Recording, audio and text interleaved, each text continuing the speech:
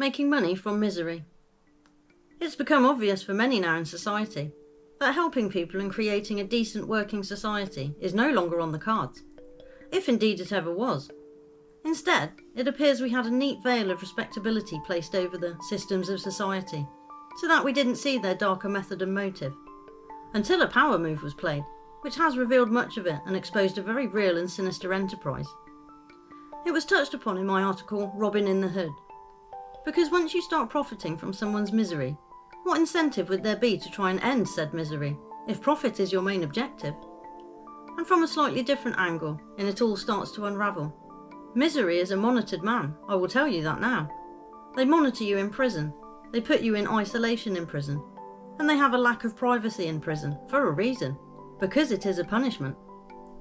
And of course, we have noticed how there seems to be a push to monitor everyone in their daily transactions of life, which of course makes money for someone somewhere. But it isn't just about money, because that's just the front of it. It's all wrapped up in time, which itself is a construct. But for this, it's real, just as their money is. And it's a twofold problem really. Firstly, we have to use our time to make money in various ways, and then use that money to buy things, which then occupy our time. And when it comes to entertainment, it's a perfect circle. Your time makes money. You buy the ticket, book, music, DVD, etc. And then you spend your time indulging in it. Like it says, spend your time. And what else do we spend? Yes, money. These days though, we are being railroaded to pay for our own enslavement, with time and money, with someone else making profits from that misery, which they then reinvest into keeping the misery going and expanding it. Because more profits need more struggle, more hardship, more money, and more time from the people who facilitate it, the public. Previously, it appeared to be the prison system that was the most enterprising of this idea, to encourage people down a certain path in life, so you inevitably end up in their mousetrap and cycle of incentives and punishments. A special project running within the human Beautiful Mice project that calls itself society. An expansion is on the cards though, where the prison gets larger, becomes a mixture of maximum security and open, decides everyone is a criminal for something, and then you all get lumped in together. Of course, that wouldn't work well in a real prison, so isn't going well in a larger, less organised, and highly populated setting. Although it seems that is the point. To force a situation where people end up actually begging for further systems and monitoring to keep them safe from the issues created by the people who will then offer you digital sanctuary. But misery is a rather large industry, like the beauty industry. Think how much that has reaped over the decades. Not just selling products, but as with much, they need to sell you an idea first, of standards, of what they consider ugly and beautiful, people, marketing campaigns and offers, changing the way people think towards things and themselves. People don't seem to have noticed that misery has also become an industry, and actually overshadows all others now in my view, because it was allowed to fester and run alongside everything else. Alcoholics make money for the system by consuming, and then needing care to recover. Same with drugs. Although they also make money for the system in a number of ways by adding to crime as well, mental health issues, general health issues and disorders, and so on. My article, What Are We Worth, has already noted the following. A healthy person just going about their lives appears to make very little money for the corporation as it goes.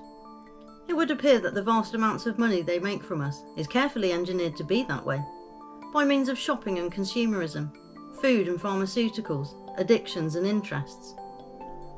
Understanding that they want illness, they want crime, they want people to be confused, addicted, lost and stressed, and unable to find which way is up, because it gives them an easy way to pretend to be there to help, wanting to be there to offer comfort and support.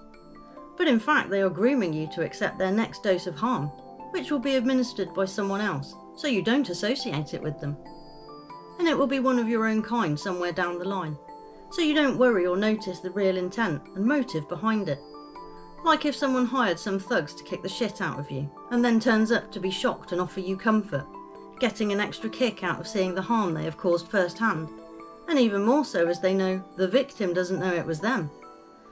But people have been herded into these systems for decades now, and each one seems to lead neatly back to government contracts and control. Taxpayer money being used to create more problems and enslavement, more monitoring and digital ID being held over people's heads, like the sword of Damocles precariously dangling above us all. But make no mistake, each of these systems we have now create an industry of misery covering all quarters of society, which then creates lots of money and control for others, and has been like it in various forms for hundreds of years now. Check out my article, A Working Strategy, to see how it has developed over the centuries. From servitude to employment contracts at mock fairs, to wars, prisons, workhouses, orphanages, schools, and being institutionalised in various ways to fit the need of the corporation at the time. It was always pushed as though society developed to have those things, but when I give them real thought, none of them would have been for the good of society. They were to create a fearful, worried and stressed population, fearful of crime, war, financial collapse, etc., changing the mentality and stability of areas, peoples and ideas. Another article ties in here, leading to a state of mind and fear, speculating on the methods you might use to create a certain mindset, where it hadn't quite materialised yet in a physical sense, pushing it along somewhat. Because to make money out of that misery, first, you have to create it.